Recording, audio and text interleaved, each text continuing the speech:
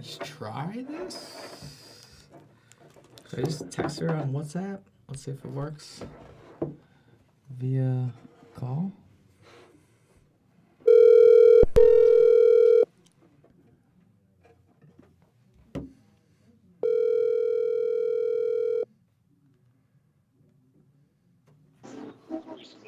Hello.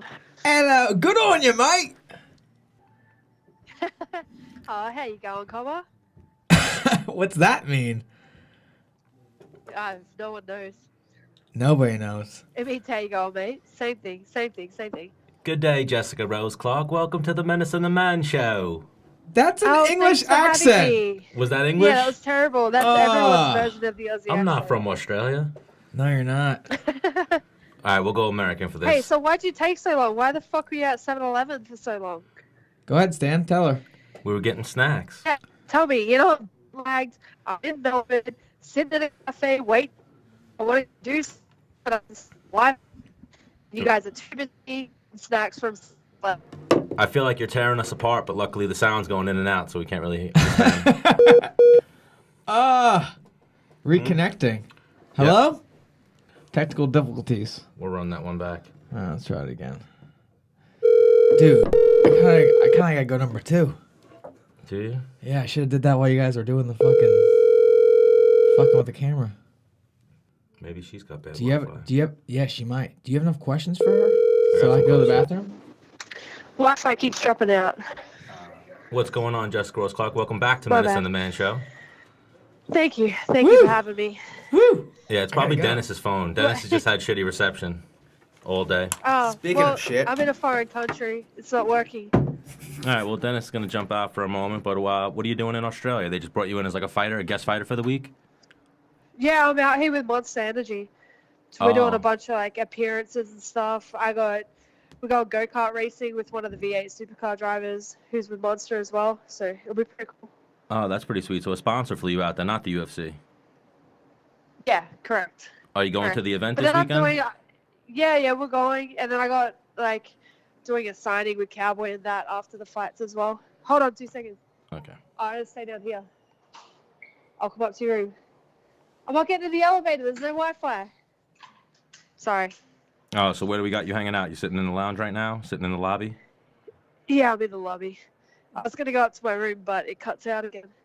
Yeah. Oh, well, we're dealing with you in the future, so we got to deal with Yeah, some type true. of technical difficulties. Yeah, How's the weather I right now forgot in about Australia? it's not bad. Yesterday when we got here, it was warm but overcast, and today it's a little more sunny. But Melbourne, I've never been to Melbourne before, but I've always been told that they have 4 seasons in a day, so you kind of have to be prepared for everything. Oh, so Melbourne's a I'm little in different. short shorts, but I have a jacket Now just in case. where are you from originally? I'm from way up north in Cairns, where the Great Barrier Reef is. But I'm a gypsy, so I've traveled everywhere. I haven't been anywhere for longer than 4 years. And even in that 4 years, I still moved away 3 times and then just came back. Yeah. So sometimes I say I'm from Sydney because I love Sydney. But yeah. Yeah, people who listen to the show know I know absolutely nothing about even American geography, so I definitely don't know anything about Australia. So this is Oh. Well, you've heard of the Great Barrier Reef, right? yes, I've heard of some things. I've heard Yeah. of the places. I just don't know the geography of it. Yeah. Well, it's northern East Coast. That's where I'm from. And is that nice growing up? Is that summertime weather, or do you get the seasons? Just 2 seasons. Where I'm from is very tropical. So I guess it's kind of more like Thailand and Bali, where it's super hot and humid in the summer, and then also super hot and humid in the winter, just not as sunny. Oh, so nothing like Vegas. No. But that's why I love Vegas, because Vegas is just consistently rad. Yeah, consistently warm, consistently hot. Yeah, I can't handle the humidity anymore. Every time I go somewhere with humidity, I get so mad. It just ruins my day. Oh, yeah. So now you're moving up to bantamweight now, right? Yeah. I was always at bantamweight until I got signed. And then my first 3 fights at UFC were at flyweight and almost killed me. So now I'm going back to bantam.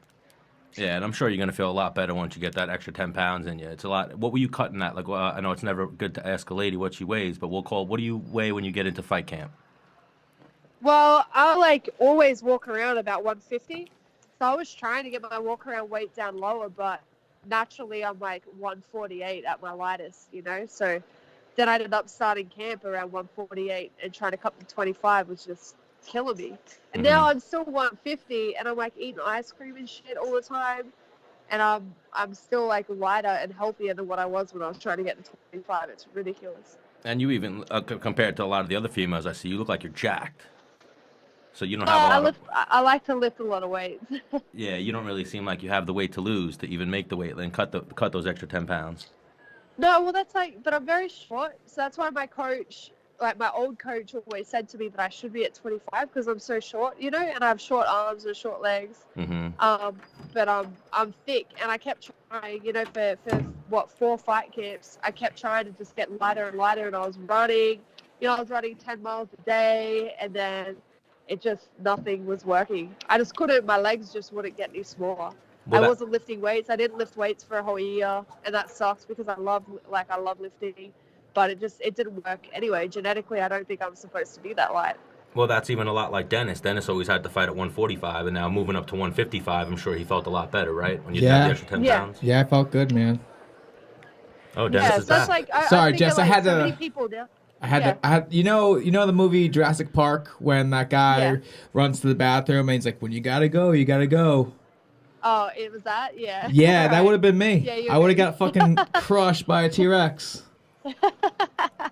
But hang on, but the thing is, right? I'd be on the can, T-Rex would come down and fucking bite my head off. I'd be like, no, son, and I'd fucking uppercut him.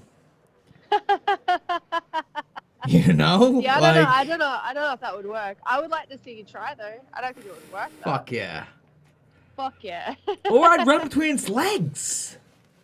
What? Sorry. Or I'd run between his legs. Sorry. I got off topic. I just had to.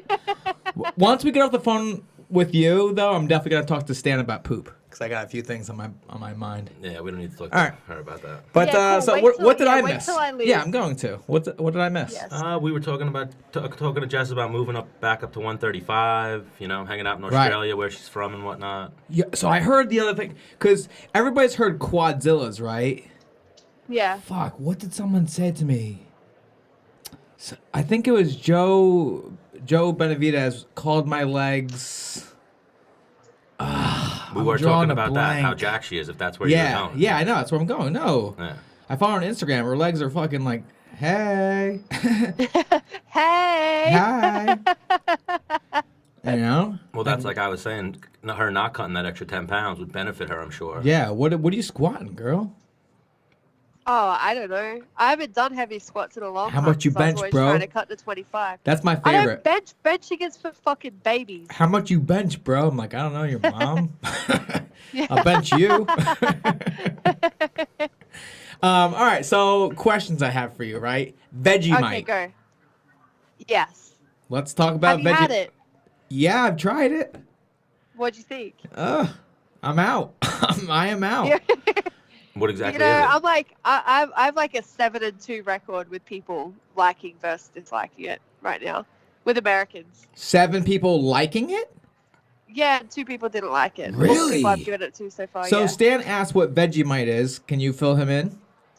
It's technically a yeast paste, but it's just really salty. So everyone fucks up. Like, if I don't like someone and I'm giving him Vegemite, I'm going to give him a fuckload on a piece of bread. But you're not supposed to eat it like that because that's when it's gross. Got you. Maybe that's what happened to me. Like so you just want enough. You want to put a lot of butter down and then just enough to like slightly discolor the bread. And then it's really good with like avocado or cheese, you know, because it's just like salty. Like if you would have like a tomato and cheese sandwich and you put salt on it, you put Vegemite on instead. It's better. Okay, so because for me, I think I put the Vegemite on like I would put peanut butter on bread. Like peanut butter, yeah, that's what a lot of people do. But and I was no, like, it can't be like that. Fuck this. No, that's gross. No wonder you hated it. It doesn't sound too appetizing. Dennis didn't tell me. It's hard to even like buy in the United States, no? Yeah, I only have it. I have so many jars of it at home, but it's because every time one of my Australian friends come over, they bring me 2 things. One is Vegemite and one is M&Ms. M&Ms? Yeah, That's because just a friend in thing? Australia, No, in Australia, well, my like M&Ms are my favorite chocolate in the whole entire world. I have an M&M tattoo as well as the Vegemite one because I love M&Ms. But in And Australia, you have a they do Vegemite a mix. tattoo? Yeah, I have Vegemite on my arm. When I said Vegemite, why didn't you open with that? I have a Vegemite tattoo. Well, wait. I just figured you knew. That's why you were bringing it up. Oh, So, no. Yeah. I wanted No. something really Australian that wasn't typically like it wasn't a kangaroo or a koala or anything like Right. that. So I got Vegemite logo. Wow. Hang on. If I was your tattoo artist, I would have a kangaroo with a koala on the kangaroo's shoulders, and the koala is holding a thing of Vegemite. Yeah, well, I like that as well. So maybe I'll get that next. Why don't you draw it for her, Dennis? Maybe I will. Maybe I'm always I will. open to suggestions. Oh, maybe I will. Dennis has already drawn a few tattoos for some I UFC do. I fighters actually before. have like 3 or 4 buddies that have like exactly what I drew on their body. That's great. Yeah, well, if you draw that one for me, I will get it done exactly how you draw it. Okay, I haven't drawn in a while. But Well, there's no pressure or I anything. better start It's only going to practice. be on my body forever. Yeah, it'd So, be your best yeah. tattoo though. You know? I have some pretty good ones. Where would this go? Where would this tattoo go? Would you think? I've still got a couple of spots on my arm, and that's where all my ridiculous tattoos are. So I would say on my arm. Yeah. How many tattoos do you Yeah. have? I think like 67 or 68. Well, I was talking to Ashley Evans Smith, and she was like, "Well, I mean, it just kind of you lose count. They become like almost one, you know, especially when they're touching, right? Would you say? Yeah. Or like you've sat in a chair 60 times. Yeah. Okay. Well, no, some of them I got done at the same time. Like I got both of my hands done at the same time. I got both my shoulders done at the same time. Such a mistake though. Never get 2 tattoos at once. It's fucking so dumb. It's so dumb. It's different when it's like one big piece and it's all in the same area, but when you Right. get 2 and they're in 2 different areas, it's the fucking worst. Yeah, because you notice. And every time I do it again, I go in there like when I did my hands. After my hands, I was like, I'm never getting 2 done at the same time again ever. Because my second hand was horrible. And then like 3 weeks later, I go in to get both of my shoulder caps done. I'm like, fuck, what'd I do? And I'm like, all right, I'm never getting 2 done again ever. And then like a few weeks later, I go and get both of my wrists done at the same time. And Wow. it's just, Now, what is Yeah. it? What is it about you with tattoos? Do you like the? Is there something about the pain? Is it? Do you like just expressing yourself with art? Do you just think it looks cool? Like, what's your reasoning? When did you start? Hang on, let me I answer got- these questions first, Stan. you yeah. animal. to be honest, I absolutely hate getting tattooed. It is the most. Me too. It's just the worst pain. And every time it starts, I'm like, what the fuck am I doing? As soon Like, as why am I that thing here turns again? on, right? As soon as that thing turns on, your hands start sweating. You start sweating. Yeah. Oh, and you're Yeah. like, what and am I'm I like, doing here? instantly on edge, and they hurt more and more as I get more, they hurt more, and it's just like I get one done, I'm like, fuck yeah, I can't wait to get the next one done. And so I book in or I turn up, and as soon as I get there, I'm like, what the fuck am I doing? Why am I doing this again? Would you say it's similar to fighting? Like the anticipation to fighting, you're like, fuck, man. Like, why am I doing this? Like, all right, get hype, like, get ready. And the more you Yeah, but fight, then after it, yeah, then you're like, hell yeah, Yeah. like, get me back in here next week. yeah, How many do you have? yeah, Tattoos? yeah, pretty much. I've got a sleeve on my left arm. I've got a tattoo on my left shoulder blade. I got a tattoo on my left rib cage. A tattoo on my right ankle, right thigh. Oh, that's cute. And Is it a butterfly on your ankle or a dolphin? No, it's like real. It's a Puerto Rican flag and an American flag, like crisscrossing each other. That works. So it's like a butterfly. Yeah, it's a butterfly. Shit. Do you have any butterflies on you? I don't have any butterfly. What about stars? Wow. What about stars? Wait, did I cover them up? No, I covered them up. I used to have 2 stars, but they're both gone now. That's You crazy. need flames, I feel. I have flames. All right, here we go. Yeah, behind the velociraptor head on my shoulder, there's flames. Yes. Is there really a velociraptor head on your shoulder? Yeah, I have two raptors. I have one on my left leg and one on my left shoulder. Oh, nice. Now, what is it about a velociraptor? You just think they're fucking cool? Do you associate with a velociraptor, or what's? Dude, I've like been obsessed with dinosaurs since I was a kid. And when I started fighting, I was always like, fuck, I want to fight like a raptor. Like, I just want to kick and be really aggressive and explosive and mean, you know? So then, yeah, it just kind of stuck. So that's I great. named my dog is named after the raptor in Jurassic World. Like, I love him. What, Blue?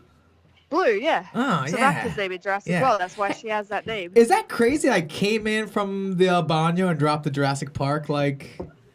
Yeah. Because, hang on, next to her name on WhatsApp, she's got a little, like, dinosaur. Yeah, I'm also wearing a Jurassic Park shirt right now. Wow.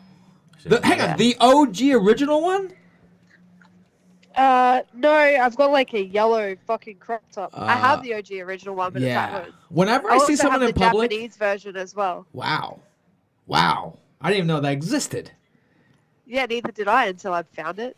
But it says Jurassic Park in Japanese. Yeah. Were you in Japan, or... Nope. Nope. I'm pretty sure I found it at, like Forever 21 or some bullshit. Yeah. I feel like in Australia, everything could, like, kill you. Yeah, you know what? I have this conversation with so many people every time I tell them to go to Australia, and it will. But if you're in the cities, you're not going to see shit. Right, I went You to know? Brisbane. The UFC sent me to Brisbane. Oh, Brisbane, there's snakes and stuff. Because Brisbane's like a country city. Yeah. You know, if you go to Sydney or Melbourne, you won't see anything. If you go to Brisbane or Perth, you probably will. If you go to Darwin, you'll see crocodiles. There's crocodiles everywhere up there. And if you go to South Australia, you'll just see a bunch of hillbillies. I want to see a very small alligator because I think I could catch it.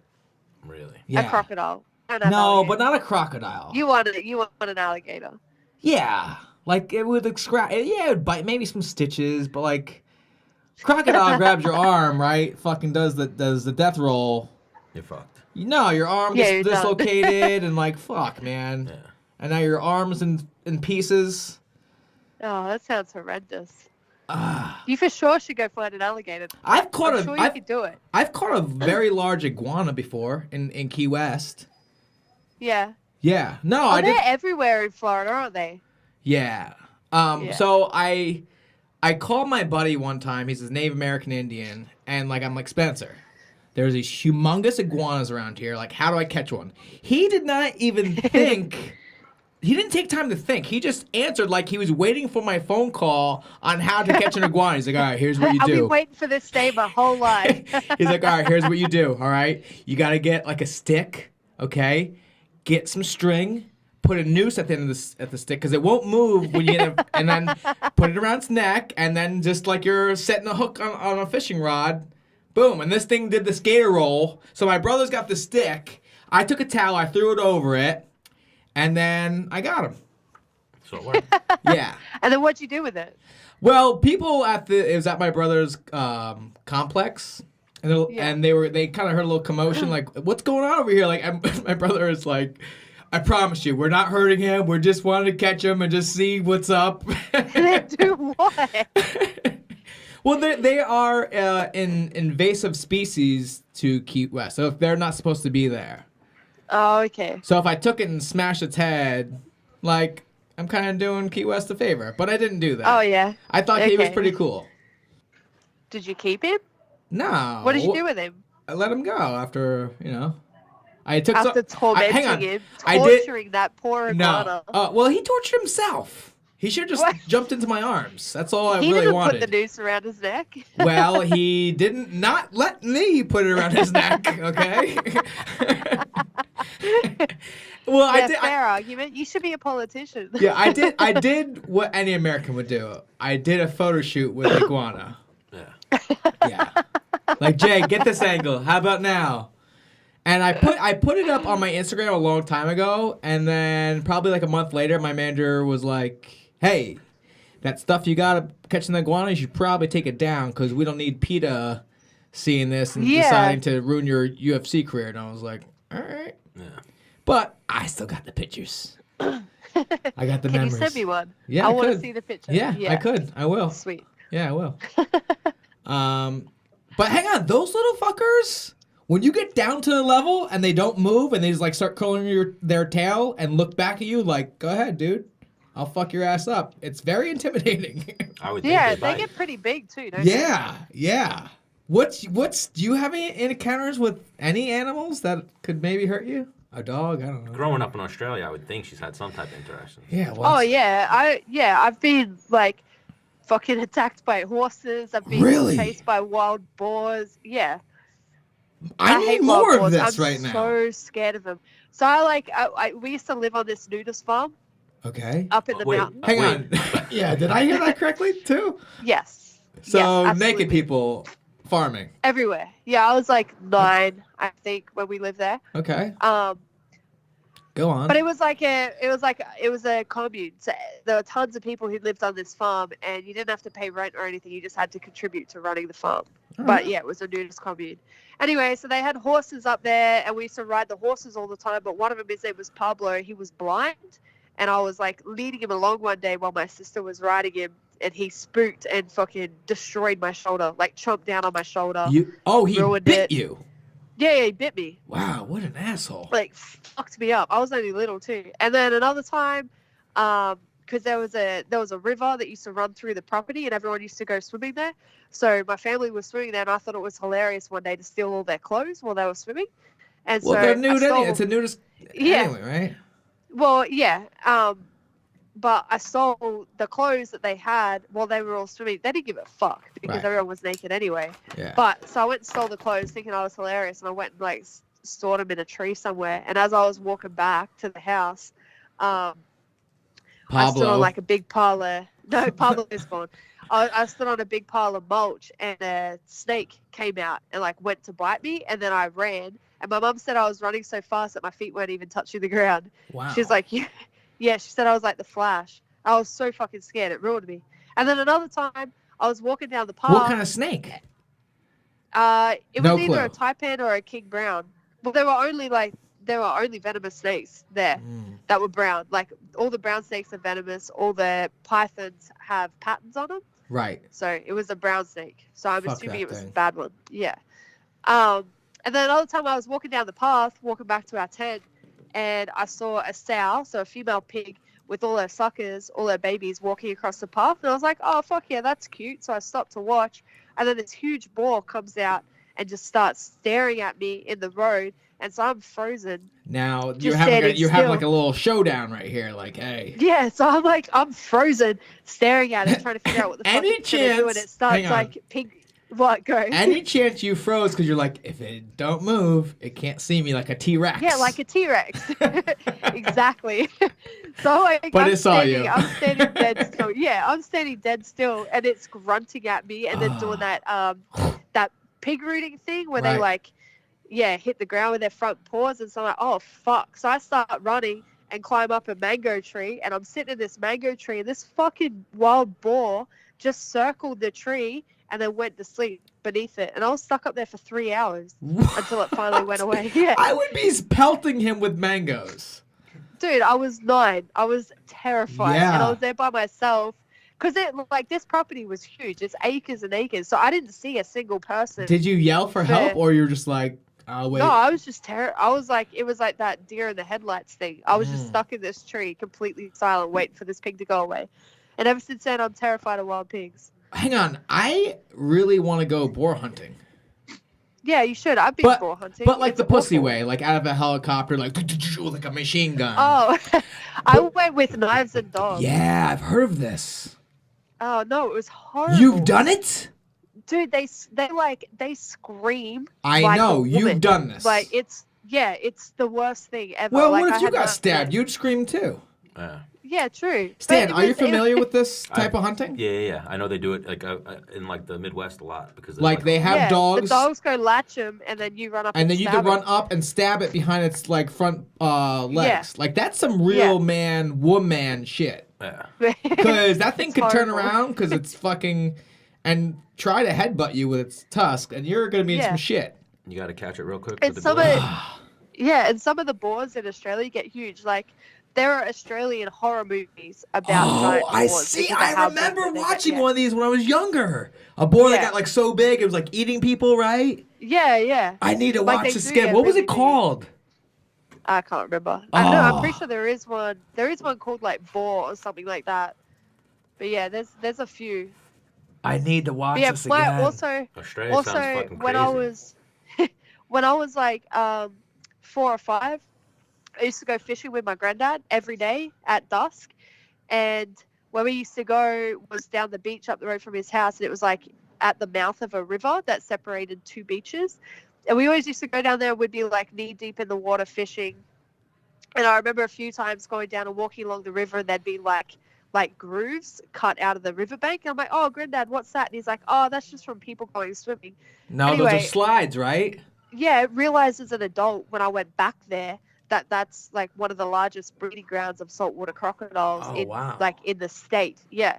And he was pretty much using me as bait. And dogs used to get taken from there all the time, and he'd have me like 5 years old knee deep in the water fishing. Wow. Yeah. And then like I've seen crocodiles on that beach. We used to catch sharks off the beach all the time. I Yeah, caught so I caught a mako shark one time.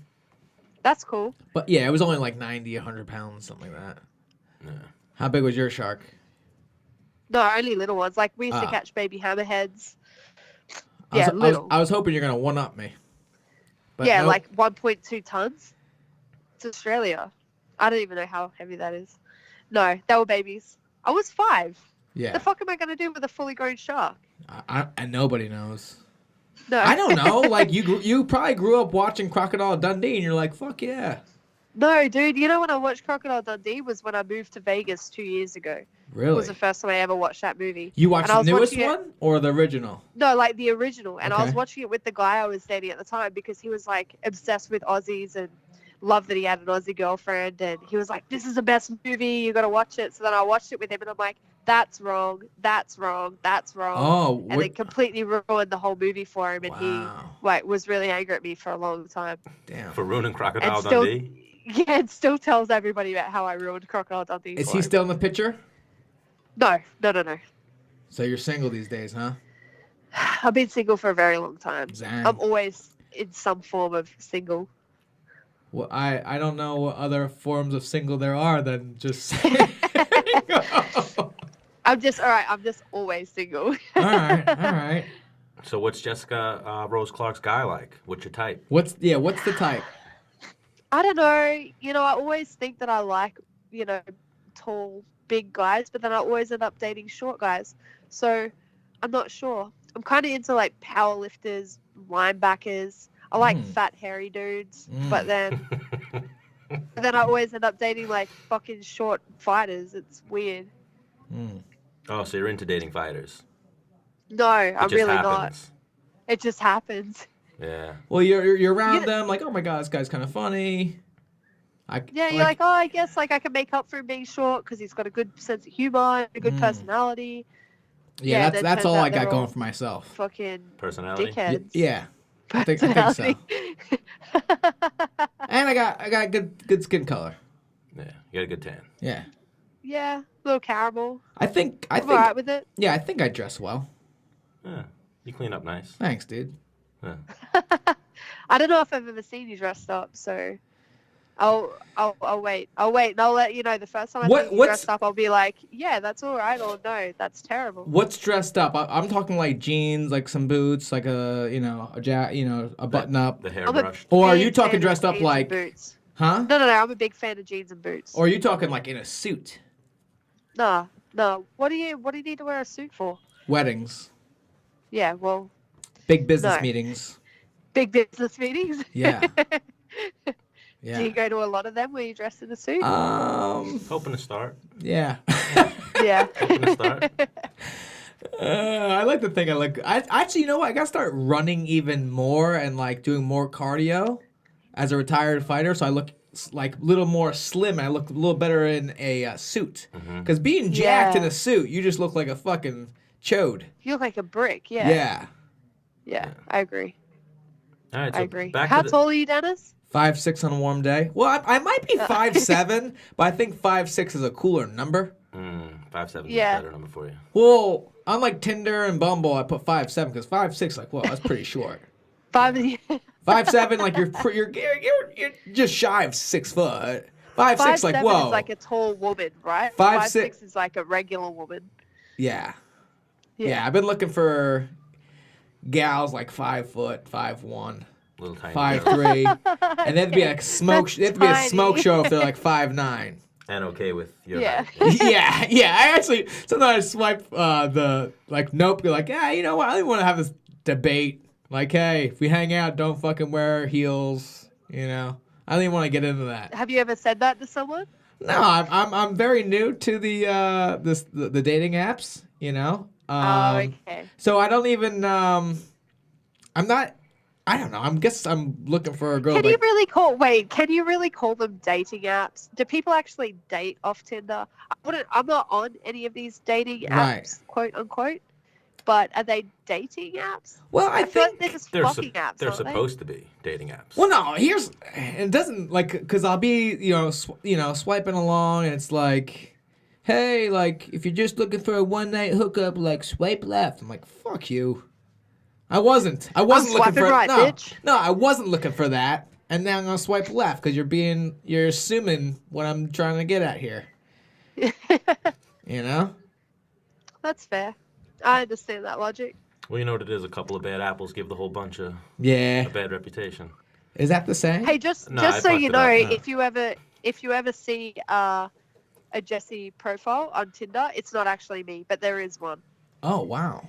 Yeah, there is one. But where they've in what just stolen location? A bunch of, Anywhere. in she's saying. Vegas. No, you're in a perimeter. You could set your perimeter like to fit. I don't know. I just got sent screenshots of it, and it's all like they've stolen photos off my Instagram. Well, they've taken photos off my Instagram. I made a profile of me, and it's Jess, Nice. 31, Las Vegas. But I never call myself Jess, and I hate being called Jess, which is one way to know that it's not actually me.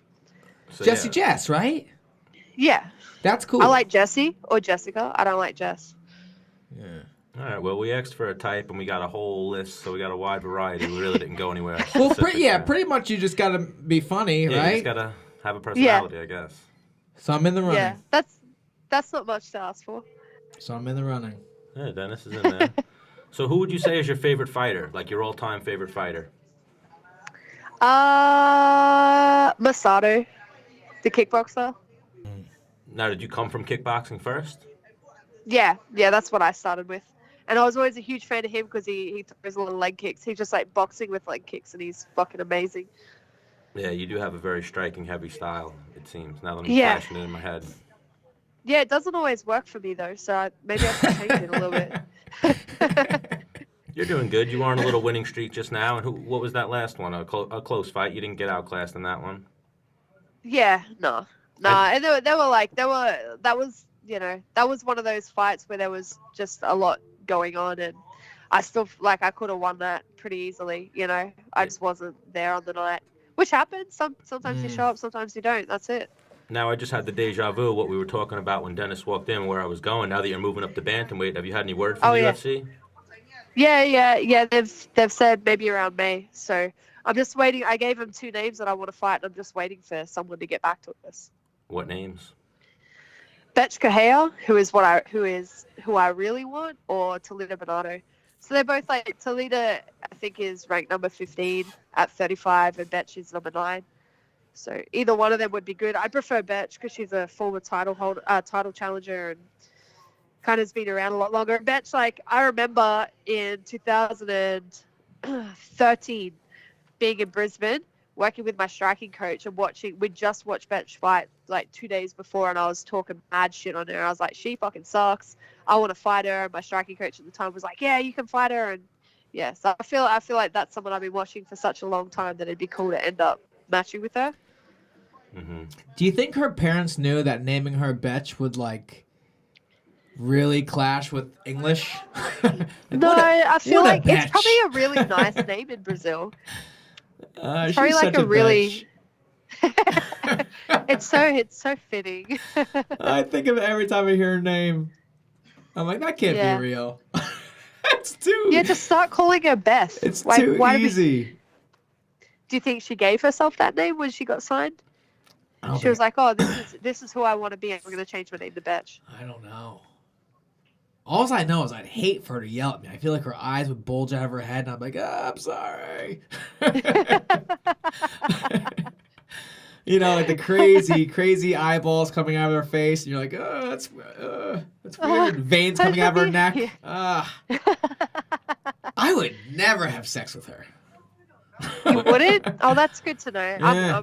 I'm glad. I'm glad to hear that. Yeah. Yeah, I think Jesse just needed to know that. What about you, Stan? Yeah. Would I what? Have sex with Betch Gohea? Yeah. I'm good. I'm good on that. Nah, you would. Nah, Yeah. I wouldn't. Come on. Hard pass.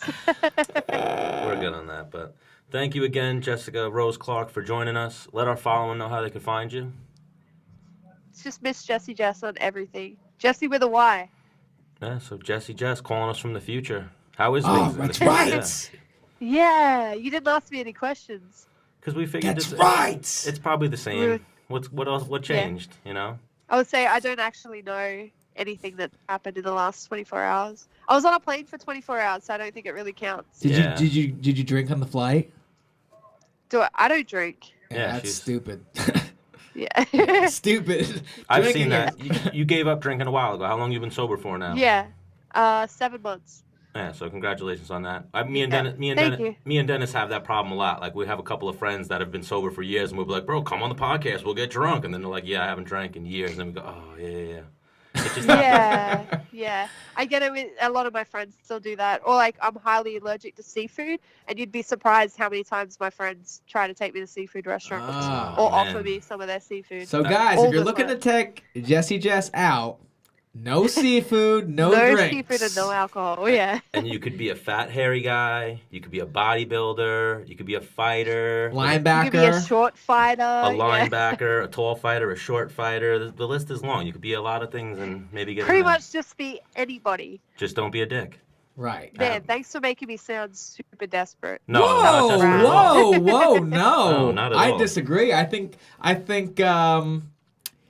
it's like not having a type is like not being picky. Like it doesn't matter if you're black, white, fucking purple. Like as long as you're nice, as long as you're a good soul. Like Yeah. Yeah, not desperate at all. I also really like being single, so that's also and why a is that? factor.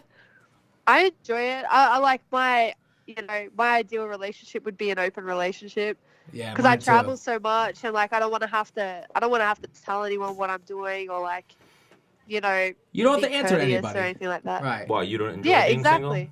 single? Hey. I pretty much enjoy being single. Yeah, it's rad. I like making people happy. And like when you're in a relationship, it's like, all right, just make that person happy. Mm-hmm. Yeah, but you have kids. Can't you make your kids happy? Yeah. Yeah, so then just be single and make your kids happy. Simple. Well, sometimes I like to make people happy with my mouth. Oh.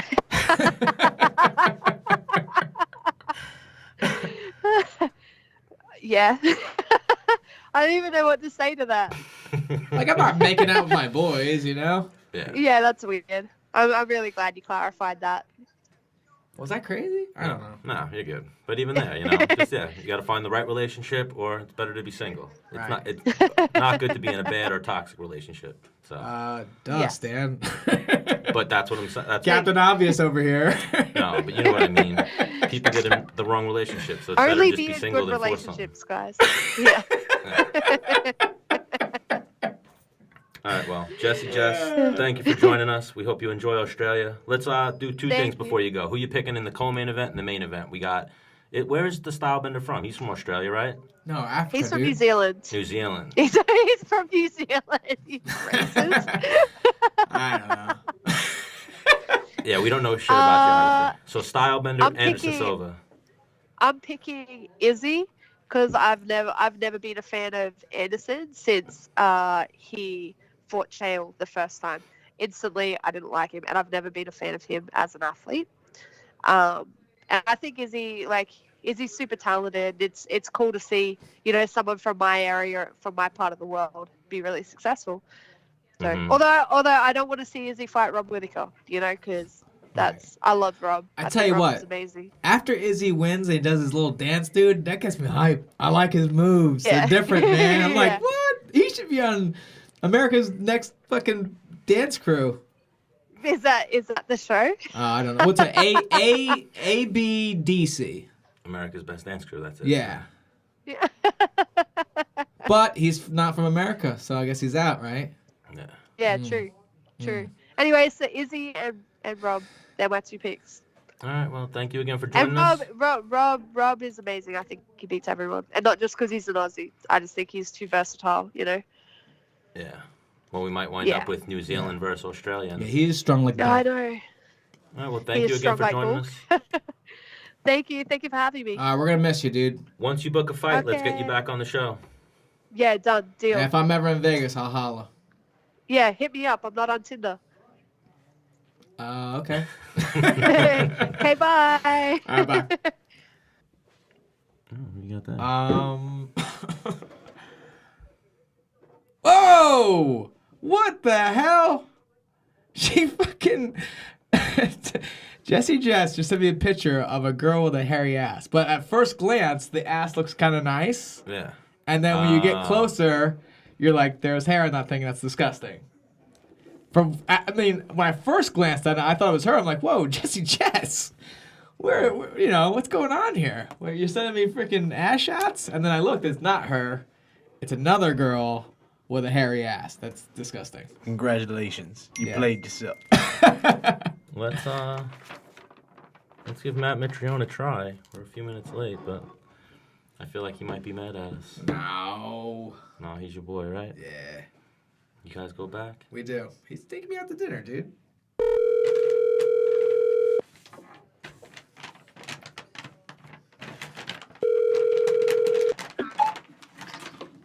Hello. Matt Mitrione. Only if you're paying money. Only if we're paying money? Yeah, that's it. What's up? What's going on? Dennis, you got any money for Matt Mitrione? No, I don't got any money. I'm Puerto Rican, dude. What a letdown. What's happening, man? What's going What's on? up, bro?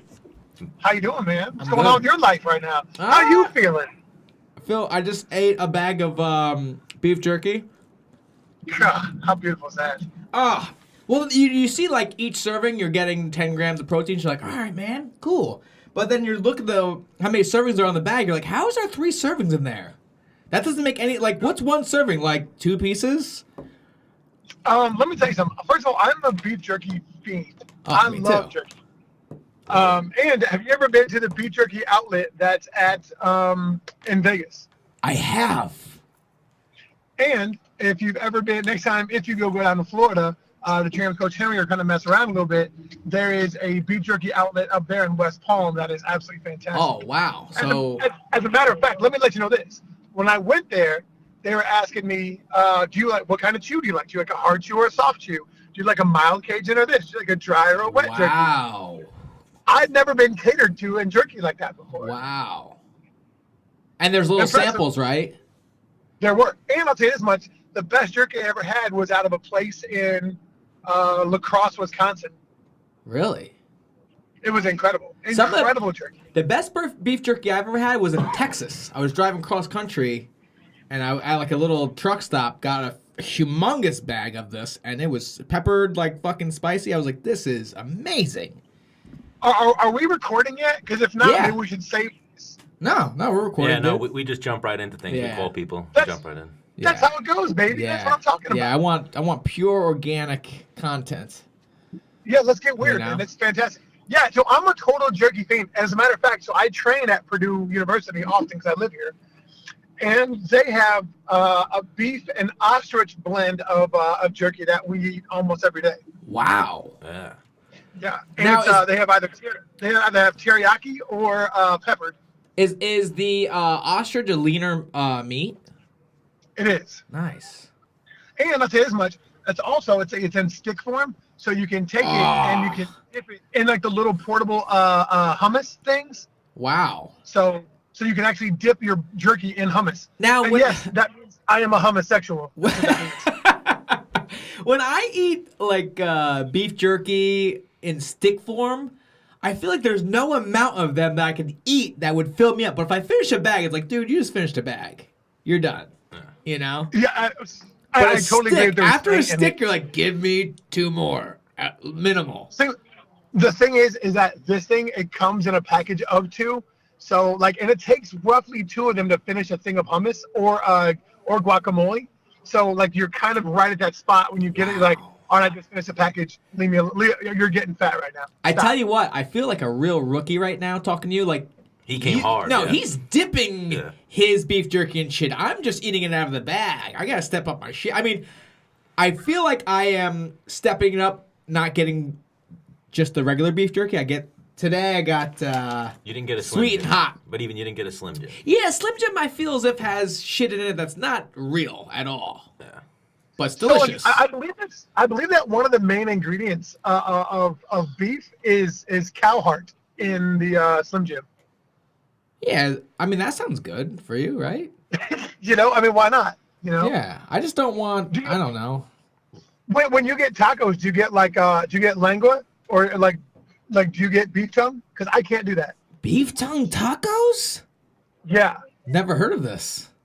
So they have lengua, right? Like it's like the beef tongue, and they also have they have cabeza tacos, they have beef head tacos, like there's all kinds of it, and I cannot in good conscience eat tongue. Of another Yeah, animal. you would have to just trick me and have grinded up meat and be like, "Here, this is a beef taco." I'm like, "All right, sick. This is delicious."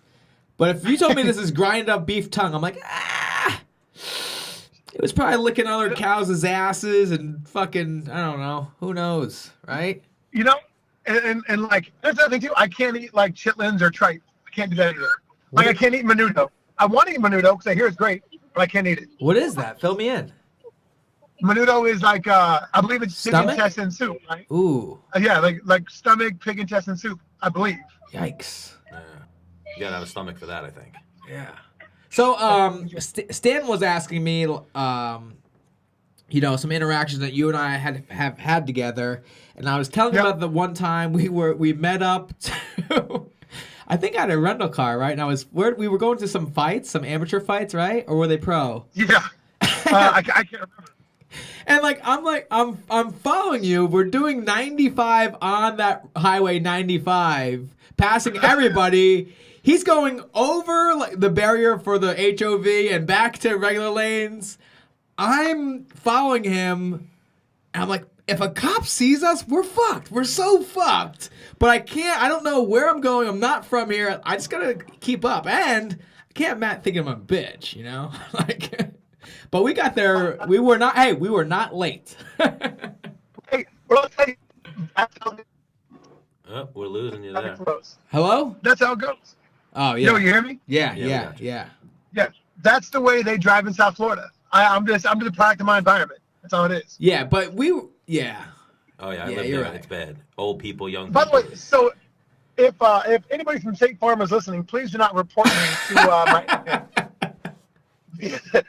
prank call. Well, Prank call. yeah, we're not paying, so this is not Matt Mitrione. Well, yeah. And me and Dennis every story me and Dennis always tell is satire. That's what we have to put that disclaimer out legally. Yeah, That's it. We're just That's it. we're just joshing. So you're in Wisconsin right now? No, Indiana. No. I live in Indiana. I live in West Lafayette, Indiana, right. We just home figured of it out. the fighting Boilermakers. We're horrible with geography. We don't know shit. Yeah, you're right. No problem. I fell asleep in geometry too. So now, what's the deal? When do you stay in South Florida, like just for the camps? You never lived down there, right?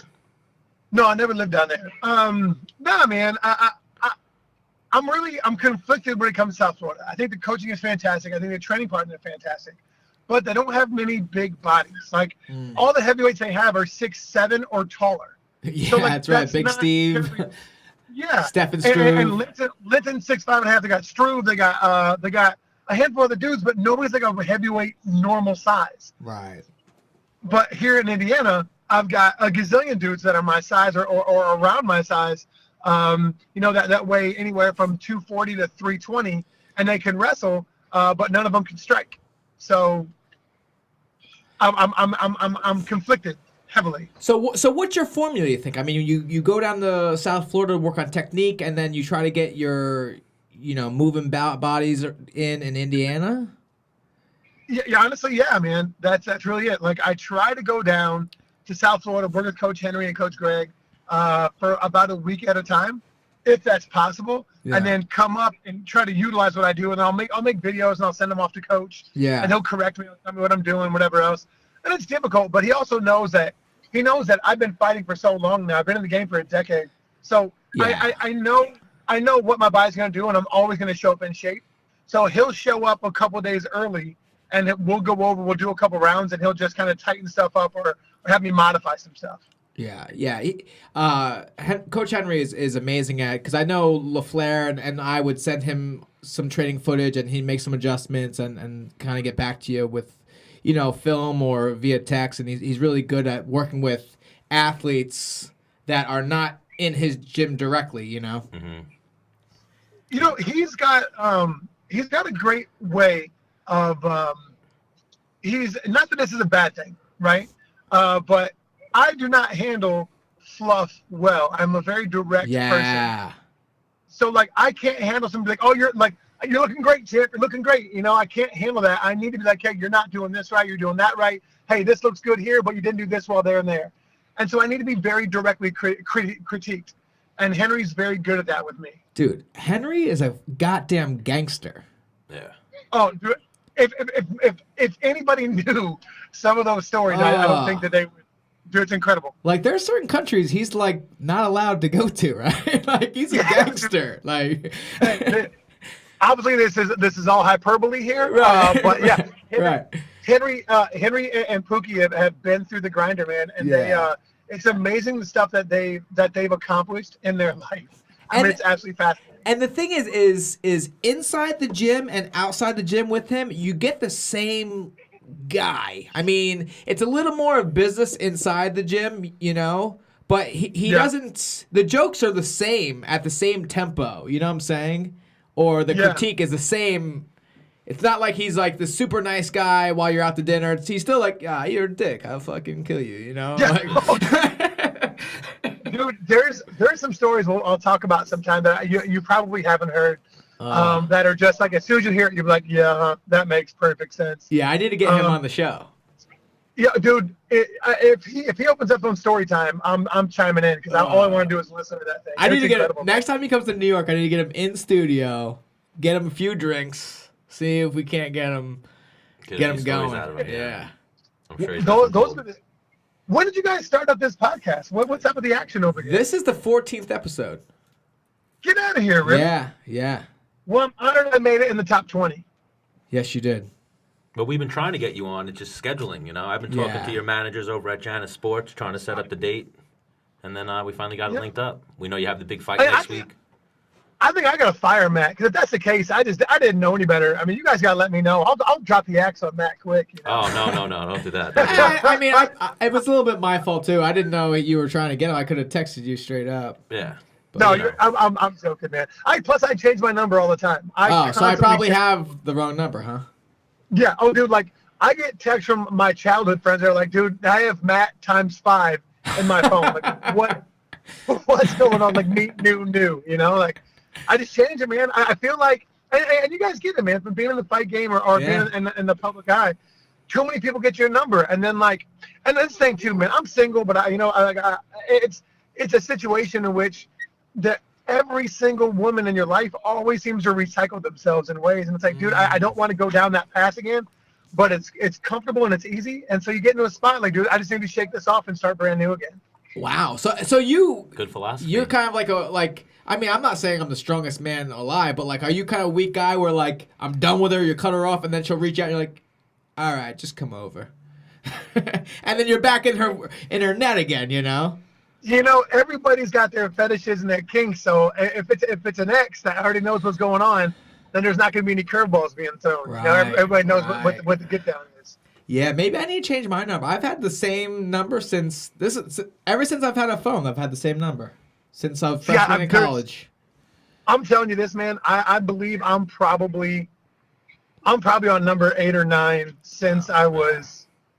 Yeah, probably. Honestly, probably since I started fighting, even after the NFL. I also don't want to learn another number. I get that. I'm just being lazy. Oh, dude, like yesterday, my daughter didn't know my phone number, and I took her to swimming, but swimming was moved to an earlier time. I didn't know it. Right. So she was hanging out for like 30 minutes without even not being able to reach me. Shit. Oh, yeah. So that's kind of a drawback from that one too. Yeah. And the ex-wife was not happy about that. She that's all she needs, a little ammo to fucking. Oh yeah, for sure. Because I'm sure it's pretty obvious by the way I'm speaking. It was not highly amicable divorce. Is it ever? Is it ever? It's never amicable. Yeah, it's never. It's Yeah. not. It's not at all. Yeah, until I die, and then like, you know what? Fuck you and fuck dying for you. All the Right? life insurance is going to kids. That's it. Oh shit! How many kids do you have? Right, 3? I got 3. I got a little gaggle over here, man. I got my little girl's 8. My middle is about to be 10, and my oldest is 13. Oh, you got a Nice. crew over there. Yeah, they're getting old. So you Dude, have and they're all gangsters, and they're all involved in multiple sports and activities. So That's it's the move. like tonight, I got done. I trained in Indianapolis today, which is about an hour away. Came back, jumped over to Purdue for wrestling. Got done with that. Picked my kids up, and then literally from 4:30 to 45 minutes from now, I have not been home, and I've been steadily driving and waiting in parking lots. damn.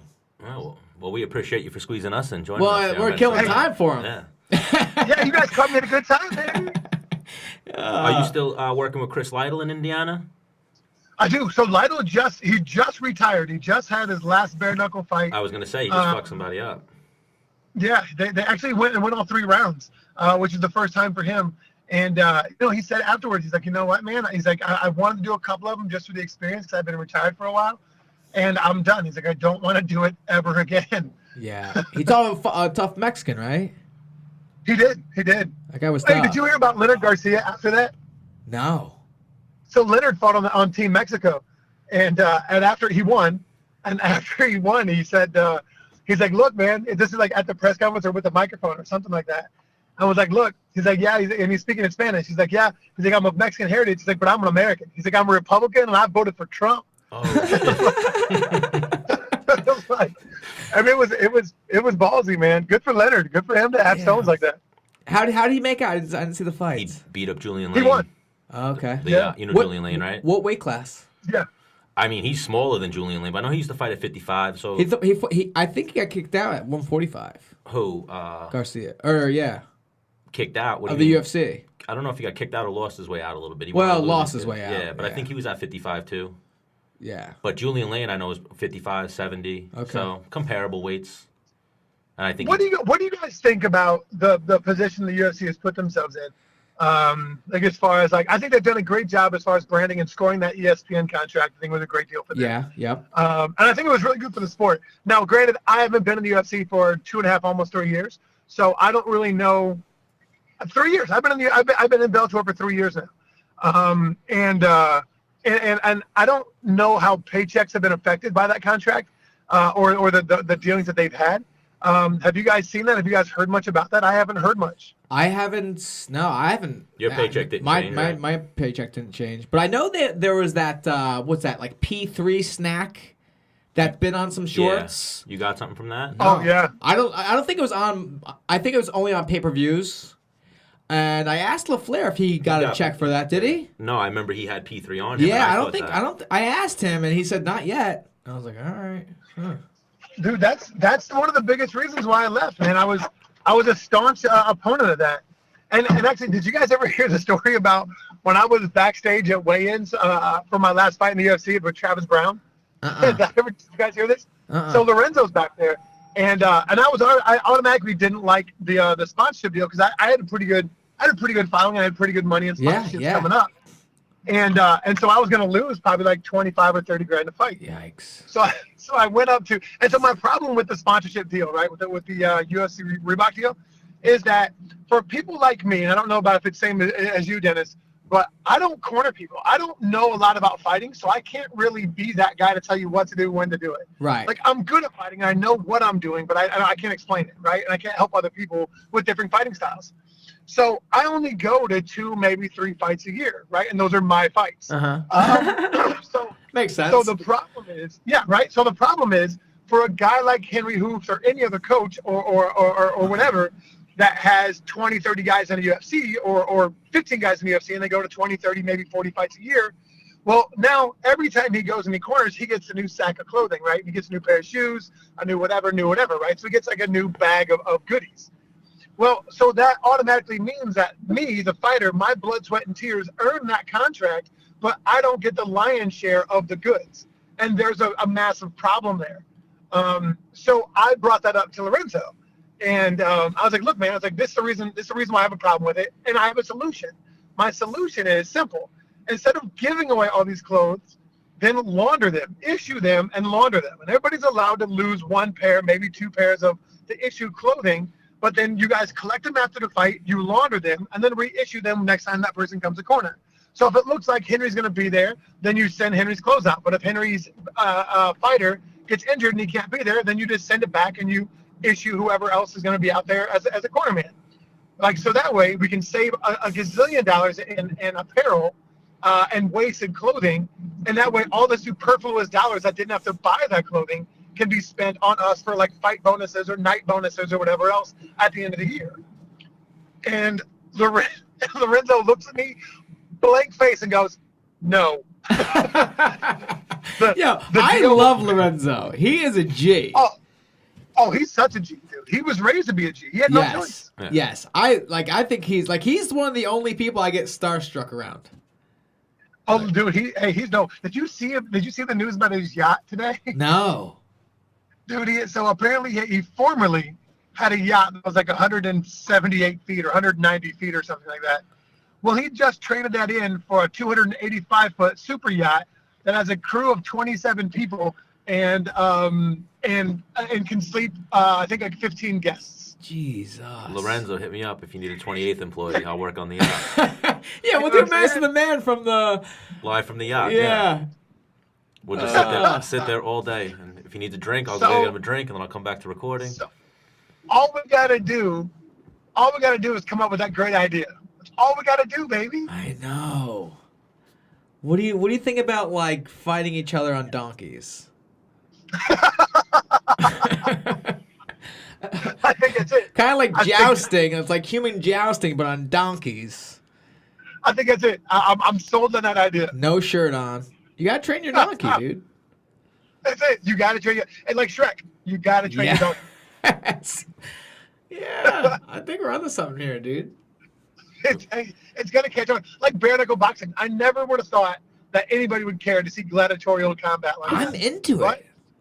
Apparently, I've never watched it. I haven't either. Okay, but I've seen some highlights and I liked it. Same way UFC blew up and is blowing up. You know, it's the most like honest form of combat. Goes way back to even like the Roman Empire. You know, like what was that? The Colosseum. This is what they used to do for entertainment, even all the way back then. But bare knuckle fighting is it's a lose-lose. I've talked about this before. Bro, yeah, your hands are gonna. If you get hit one time, that shit's swollen. Like you have an egg on your head. Yeah. Oh, and almost everybody ends up getting stitches, right? Like that's just the way it goes. Yeah. So, and how about this? Do you guys feel that I think MMA in America would be much more popular if they started Japanese MMA rules versus American rules? Oh, like kicking in the head and such? Yes. Yeah, like kicking head, like no elbows on the ground. I believe that fines like red cards and yellow cards. I think all of that. I think all of that's highly relevant. I agree. But I think most important, I think that elbows on the ground versus punches on the ground, it would be the biggest transition. Yeah. I also wanted headbutting. Yeah. I've always thought I'd be okay with headbutting. I remember seeing a Mark Kerr fight where he just headbutted dude and then stuck his thumbs in the gash. Wow. And I was like, dude, Mark Kerr was a gangster. Yeah, that's some gangster. To actually do it, analyze what you're going to do next, and then like, yes, I'm definitely sticking my fingers in that gash. Yeah. That's crazy. That's serial killer thinking. I'm sure you've gotten a guy bloodied up and been like, you know what? There's my target. Anytime. If a guy could be bleeding on his knee, I'm like, I'm hitting that. Yeah. You know, that's a lot. Boxing, do you remember that boxing match that dude got headbutt and then got hit with the uppercut and it leached open his forehead like 2.5 inches? Just recently, right? Yeah, Pacquiao and Broner. Yeah, that guy was leaking. Oh, my God. Remember what the referee looked like? All that blood all over him? He looked like a butcher. He did. He did. It's amazing. Yeah, man, it's a rough sport. So Matt, You know what sucks? Talking about injuries, like I get most of the time that if somebody's like a very casual MMA fan, they'll be like, "Hey, do you have a picture of your eye so I can show my friend?" Oh, that's right. You had that like You go, just go hematoma ahead on and your Google that. forehead. Yeah. That was amazing. And then like your That look was too not was like, funny. dude, what the fuck is this on my head? I think you're looking through the jumbotron. You're like, what the fuck? Oh, that's why I was like, that picture, like, it caught me right at the right time when I was trying to strain to open my eyes so I could see what it looked like. Yeah. And it's such a freakish, oh, so gross. well, even your eye like that, if I remember correctly, you were protesting the stoppage when it happened, right? Well, sometimes, man, like your stones are too big for your common sense. And like, that was it. Like, I knew it was going to be my last fight in the UFC. And I didn't want to stop it, but it should have been. I should have been like, look, dude, I'm seeing double. I can't fight right now. It's just not, Right. It's not worth it. And I got my stones got my own way. I mean, it sucks. And that's the reason why I got that giant bulge on my left shoulder now, because, I got cracked in the eye and then wasn't seeing very well, and I got dumped on my shoulder and it separated some. Yeah. Right. Yeah, but man, It happens, baby. Hey, yeah, occupational hazard. yeah, you're a true warrior though, and in the moment while it's heating up, like, no, this man is not better than me. I'm gonna die before he beats me. Yeah. You're damn right. And plus, it's my last fight in the UFC. I want to show the fans in the UFC brass what they just lost. So yeah, I'm gonna let my stones hang, and that's the situation. That's what I found myself in, and that's the choice I made. Yeah, Oh, yeah. You're not thinking clearly. Like, you know what? Like, I can't you're not see. rational. Yeah. You're like, fucking You're an kill. ex-murderer without the axe. Yeah. Yeah, and you've always been a warrior, a guy who fought his career at the highest level the whole time. Like, you never even had. Did you have amateur fights or no? You were on that Ultimate Fighter. You just went pro right Well, away, no, right? he. I remember talking to him like you were getting paid pennies to fight like the number 5 guy in the world, right? Professionally, yeah. Yeah, that's what it From was. the Ultimate I was Fighter fighting- contract. I had 3 fights. My first 8 fights. My first 8 fights were 3 for 8 and 8, 3 for 10 and 10, and 2 for 12 and 12. Yeah, I was around there. And and so that's what the contract was. And like, and so you think about it. Like, I remember the first time I fought, I beat Marcus Jones, and they gave me a $10,000 bonus. And so I made $26,000 that night. And I remember being like, Fuck yeah. I'm made. Yeah, like I'm balling. And you know what's funny, man? Like Chris Lytle, my mentor, told me a long time ago, like shortly after I started, was like, look, don't make. And this is great advice. And it's too late. It's too late to impart this now on the younger generation. But he was like, fight for every penny of your contract money. He's like, because sooner or later they're gonna take away the fight night bonuses because it's not on paper.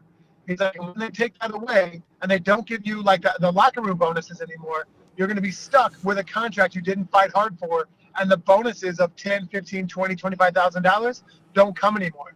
He's like, so fight for every penny you have. And that's the reason why I've always been overly dickish on my fight purse money. That's the reason why. Yeah. Well, no. I remember I called Joe Silva one time, and I was like, hey, Mr. Silva, it's been 10 weeks since I fought. I haven't gotten a check yet, because I normally got like a locker room bonus. Yeah. And he's like, oh yeah, we're not giving that to you anymore. We're not going to give that out anymore. And I was like, did I not fight hard enough? Like, like what happened? Like why? Like, and I found myself begging for money because I had become accustomed to it. Yeah. And I was like, you know what? That's the reason. That's exactly what happened. That's the point of why this sport isn't fair, and you have to come get blood as soon as you can. That's it. Yeah. Well, you're coming for some blood. What is that, next Saturday? Or they got you on the... No, next Friday, the 15th. The 15th, yeah. Woo, woo! You know what's dope, too, man, is that it's Karatanov. Like, Yeah, that's Karatanov, dope. to me, is on par with a guy like Fedor. Like, he's such a stoic, awesome Russian, and he's so good at what he does. He's not really quick. He's not fleet-footed, and he plots along. But that dude has so much power that just touching you can ruin your night. Yeah, and he's a hardcore, like to the hardcore fans, he's a legend, Karatanov. He's from the Oh, Pride dude, days. He's a gangster, man, for sure. Now, do you watch tape on him, or you just go in there looking to do what Matt Mitrione does? Well, I found myself in a position where I cannot watch film on fighters because I have paralysis by analysis. I think too much. I watch it. I find myself waiting to see the hitch, the thing, the tell that the fight I saw show in the video, and then I'm gonna do this. So I'm not reacting anymore. I'm thinking, and for me, that's a very bad time because I'm very reactionary. I'm defensive minded. So if I can react and get a bite on it, that's what I'm searching for, and I can't do that when I watch film. Yeah. So my team watches it, and they emulate the movements and the things I'm supposed to see, the triggers, to make sure I realize it on my own. Yeah, I did that early on in my career. And then as I got a little older, I started watching a little more film and like trying to like work on actually like envisioning the fight and me fighting him and being relaxed and calm. Because like when I watch just my weight class in general, I'd start like kind of shaking, like, yeah, I'm gonna fuck you up, like, and I'm like, versus watching who I'm actually going to fight and just working on like my breathing, staying calm, and then doing visual cues on what I'm going to do to that guy, you know? Yeah. You process it a little better. Yeah. But Matt's such a, like, because I watched him, you know, before he fights, before he trains, and he always has this, like, goofy, kind of, like, charismatic, like, he's having a good time about him, you know, where other people get this, like, almost dark realm where it's time to die or someone, or kill, you know? Yeah. Yeah. You know, dude, it's funny. There's fighting is stressful, no matter which way you look at it, no matter how you try to cut it or explain it. It's difficult, right? And I feel like putting extra stress on you or worrying about the moment will only cause you anxiety. Right. So I trivialize everything all the way down to the moment. Like, this is only 18 minutes of my life if it goes for 3 rounds. That's it. Right. So I can do anything in the world for 18 minutes. Right. If there's enough money on it, I can do anything in the world for 18 minutes. Right. And that's how I feel about it. That's the way I just trivialize the moment, and that helps me kind of handle the stress of it. So you're a money driven kind of guy. I know when I think about money and fighting or like competing, I like it's kind of, it puts extra pressure on myself. Like, cause yes, I want however much money or a PlayStation or whatever. I remember my dad was like, "You win this match right here, I'm gonna give you like $1,000," and I'm gonna be like, $1,000, and like it like crushed me. You know, I couldn't like. I wanted $1,000 so much that I just like ate myself. You know. Yeah.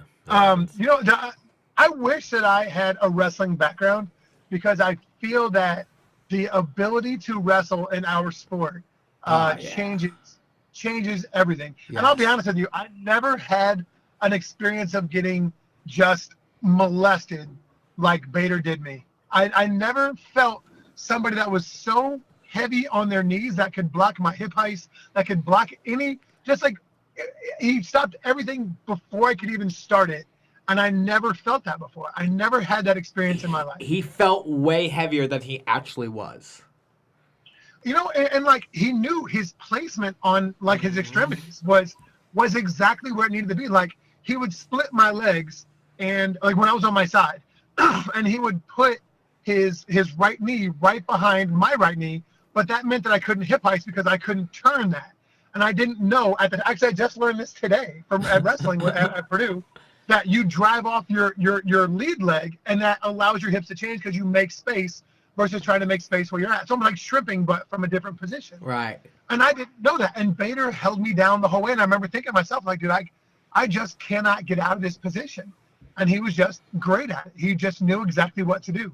And he took advantage of it. And good for him. And I'll be honest with you, about Bader going to heavyweight, I was salty, because if he fought heavyweights the way he fought me, I was going to say, look, what's the point? Like, what's the point of just wrestling people to win a belt? Like, go out there and actually compete. Because I felt like that's what he did with me. He wrestled to win. Yeah. But he went out and knocked out Fedor. So, like, in 35 seconds, you know? So if you're gonna go out there and throw hands, then you deserve to be here. And I can't be salty because I can't beat you like that. Like, then you're out there and you're the best fighter in Bellator. If that's what you're doing. If you can go out there and pick and choose the way you fight to people's strengths or weaknesses, then, dude, you're the man, and I can't get salty about that. Yeah, well, when you knock out Sergey Karatanov next week, I'm sure Bader's looking for an opponent, you know, after taking Fedor out. Hey, man, I'm always down for an opportunity, always down. And I'd like to think that I will never get beaten like I did like that before or again. And if that comes up, I'll get it figured out. All I got to do is touch him one time. That's all. And now I learned a little bit. And this time it'll be a they're doing 5-round fights, right? So yeah, this will be a 5-round fight this time. Yep. And my cardio's fine. I can handle 5 rounds. Yeah, so he'll be dealing with a bigger body for 5 rounds, so maybe you can land that shot this time. You're right. You're right, man. It just takes one, baby. That's all. Woo! Well, when you get it done against Sergey Karatanov next weekend, let's get you back on the show next week or the week after that. After you get the win, we'll talk about the victory and what's next for you. Sounds great, brother. Thanks a lot for the time, man. Appreciate it. Yeah, Oh, man. thank Thanks for you. coming on, dude. All right. All right, boys. Thank you again, Matt. Bye, brah. Bye. Take it easy. Oh, yeah. I remember one of my first interactions with Matt. I was like, man, he's a fucking dick.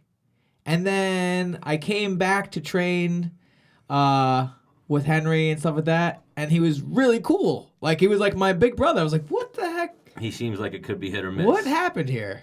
You know, Well, even how he started, you know? Yeah. Are you paying money? And I'm like, all right, well, you're 6'7", I weigh 300 pounds. So, Dennis, what do you got, Dennis? I threw it right to you. All right, a few minutes late. Let's throw it to Dave Branch, and we'll close this show out with a local New York guy who Dennis knows as well, right? You know Dave Branch. Yeah, no. UFC veteran, former 2-weight world champion, World Series of Fighting. Let's give him a shout. Jesse Jess is really pushing for the iguana pick. Hey, what's going on? Yo, what up, blood? What's going on, bro? What's goody? Hey, shit. Dave Branch, welcome to Menace and the Man. Oop, how are you today? I'm good, man. I'm good. How you guys feeling? We just chilling in the studio, kicking it, you know? Who's that? That's Dennis, right? Yeah, you know it's the Menace. Dennis the Menace Bermudez, Stan the Man here. And now we're joined by former World Series of Fighting 2-weight world champion, UFC middleweight, Dave Branch. David Branch, if World Series of Fighting was the PFL, would you have come to the UFC? What's that? If the World Series of Fighting was the PFL then, or that same style of reward for winning, would you have come to the UFC? Absolutely. Oh, you're trying to get the best of the best, not the money. Absolutely. I like that. It's for me, Dennis. We're gonna make the money. You know what I'm saying? We got a hustler's mentality. We're gonna do that. You know, we're gonna get it in the cage and we're gonna get it outside the cage. But you know, I'm one of those guys. You know what I mean? That it's never been about the money for me, man. It's about the honor. You know? Yeah. When I'm done and I'm old, I gotta sit back and I gotta know I shot it good with the best of them. You know what I'm saying? Yeah. And that's how it's got to stay put right there, and then I'm good with that. Because I remember watching you over the World Series of Fighting. I'm like, man, nobody's got shit for him over there. He's just over there just raping motherfuckers. Who's this? You. I remember watching you over there, just like, dude, no one's even touching this dude, man. Yeah. You know what I'm saying? So it's like, I mean, like I got pushed in a few fights. You know what I mean? Clifford Starks pushed me real hard. Even Yushin, you know what I mean? Yushin, maybe not Yushin, but like he was still tough, you know? Right. I mean, they're all good and they're tough, but like I just remember looking at the results and like, yep, branch one, you know, like, all right. Yeah. You still over at Henzo's, right? Yeah, I'm still over at Henzo's. I still go there to work just my grappling and stuff like that, you know, but I'm moving around now. I'm going with some different guys now. I gotta shake it up a little bit and start going with some heavy hitters now, you know, because this career that we do it's got a window, man. But like I'm one of those guys. I got that OCD, man. I can't leave until I got what I came to get, you know. So, you know. So where are you going now? I'm not going nowhere. No. Who are the new guys you've been training with? Oh, I mean, I'm training with Corey Anderson. Yep. Oh, so you're going to Jersey? Yeah, I'm out there. I'm going out there to Nick Catone School. I'm training with Carl Roberson, with the Killer Bee guys out there. You know what I mean? So, you know, Dante Rivera's gym. You know, a lot of those guys. You know, so I'm gonna, just be working with some more big bodies. You know, I'm doing a lot of more grappling with Ryan Gordon. Oh, he's an animal, dude. He's a man, you know what I'm saying? So like he's gonna help me improve and sharpen up my grappling. You know what I mean? You know, dealing with that fucking ape. Yep. And you know, that's gonna be good when I get my hands on guys. You know, inside the cage. It's For gonna sure. translate. You know? That's something I was thinking about with my own career, man. I was like, you know what? Like, I have this sick wrestling background. I should have really, really went hard after my jiu-jitsu. So I just get in there and fucking get it done, sub this guy, and get the fight over. Instead, I'm like, you know what? I'm gonna take him down. Well, I'm gonna punch him. Sometimes you know, sometimes we got to knuckle down with a fella, but you know, Yeah. then there's times where you know a guy, he can't take the pressure of the wrestling, and if you stick him down on the mat and then you can nail him there and then start, you know, bending him backwards and shit like that, and you can get him out of there. That's something good, you know. Yeah. Because Well, a lot of guys fight like that still. it feels way better to punch a guy out than to sub him. You know. It depends. Absolutely. It depends. Absolutely. I think that some guys, I'm sure, want that submission. The jiu-jitsu guys. Well, listen, a real man, if he punches you and you quit or you knock him out, like that to me is very empowering. Than like, oh, got your arm. Yeah, that blunt force trauma. That's something else. Like it's like your hands are weapons. You know? Yes, they are. Yeah, so you've been fighting your whole life, Dave, right? When did you start training? For martial arts, I started training martial arts maybe about like 16, 17 years ago. Maybe 17 years ago. Now, when I look up on your Wikipedia, it says that your brothers are professional boxers. That's true? Mm-hmm. Oh, yeah, so you come from a fighting family. Yeah. What's the age difference? Me and my brother Saku and Jamel, Saku's like, I think Saku's maybe like 40 or 30, 39, 40. Okay. I'm 37. So, you know, not that far away. But those guys were boxing since they were kids, man. They got a lot of flight time, man. They got hundreds and hundreds of amateur fights. You're the youngest. Yeah, I'm the youngest of those guys. I didn't even know those guys were boxing. You know, my brother he was boxing on Showtime and HBO. I didn't even know him, and I was fighting in Ring of Combat. You know, I didn't even know he was my brother. Yeah. Oh, so you guys didn't even know? You guys didn't grow up together? No, I got a Jamaican father. You know, that motherfucker was busting nuts all over the place. So he's got a bunch of fucking kids. You know. Yeah, because I was getting ready. I was like, man, what was growing? You guys must have been fucking each other up growing up, huh? Oh, damn. All right, whatever. He's got some super sperm though. He's producing professional athletes. Yeah, right. Word, something. You know, little gazelles everywhere. You know. Damn. Yeah, I'm sure there's a bunch more coming. What about you? You I have don't any know if kids? there's more coming, dog. You know what I'm saying? My dad is old now. You know what I'm saying? You know he's still busting nuts. Nah, man. I think he put his handgun down. You know, I think he put his gun down. You know, I don't think he's gunning them down no more. What about you, Dave? You got a wife and kids at home? A girl? What do you got?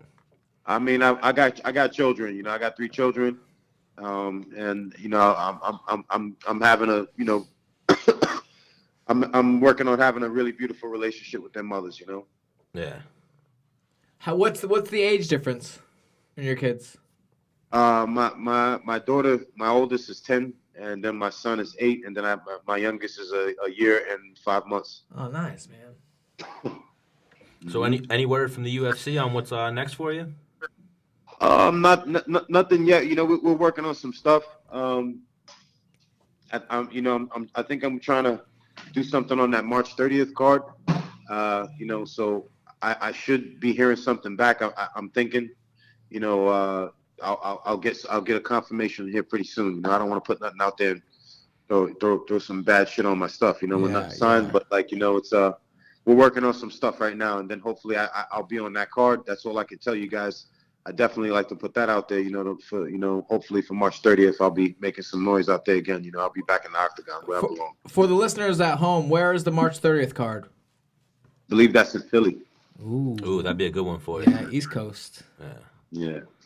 You never fought in Philly before, right? I don't think no, I have fought in Philly. I fought in motherfucking Philadelphia in a promotion where it was empty. It was only like 10 people in the audience, right? This is before Ring of Combat. No, this was after Ring of Combat, man. This was after I got like released from the UFC the first time, man, and I had to like go back to the circuit, you know. Got you. I had to earn the right back to the fucking gladiator pit, right? Right. So check it, right? I'm in this fucking place, and it's only like 10 motherfuckers in there, and like the commission is all bunk.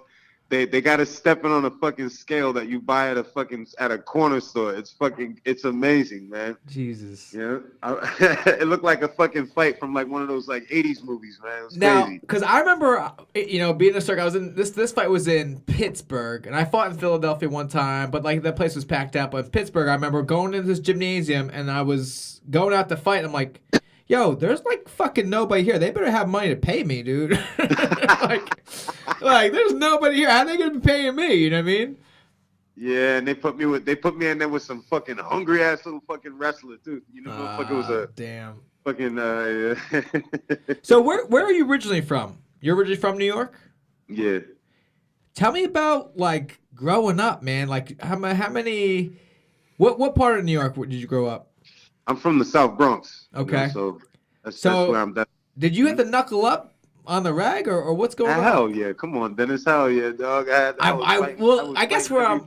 Oh, yeah. man. Well, We love street fighting. I stories, like Dave street Branch. fight stories. Like give me one where it went down. You had to fuck a motherfucker up. I mean, I fought so much.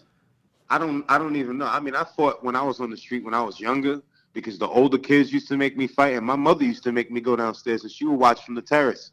You know, I lived on the 12th floor, so I would have to take the elevator all the way downstairs. My bell used to ring the intercom. You know, they ring the intercom downstairs. I had an older brother, and then they'd be like, "Miss Brandt, send David downstairs." And then my mother would be like, you better don't put your nice shoes on."